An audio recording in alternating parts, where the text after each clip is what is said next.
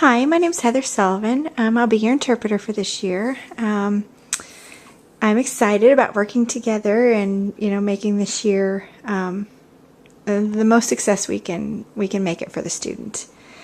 There's a few things that I would like to discuss with you so we can make this a successful year.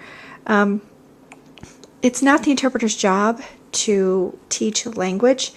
As the interpreter, their linguistic and cognitive skills, the goal is to have them grow so that their cognitive skills can be developed and serve as a foundation for later learning. And ways of doing that differ in many different areas. I will be using, as the interpreter, when trying to get across a lesson, I will be using lag time. I may expand on topics that you are discussing to create more clarity, which will create time, which runs the risk of putting me behind.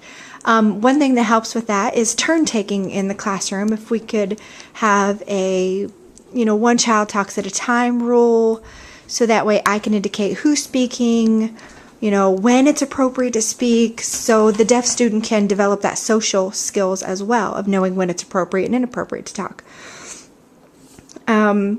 Visual aids, it's very helpful if I have a set of those myself. For example, if it's science class and we're talking about the universe, and we have the visual aid of a solar system, if I could be able to have access to that or have access to make sure the deaf child gets a look at that and gets hands-on and doesn't get put behind in learning in the process, would be very good.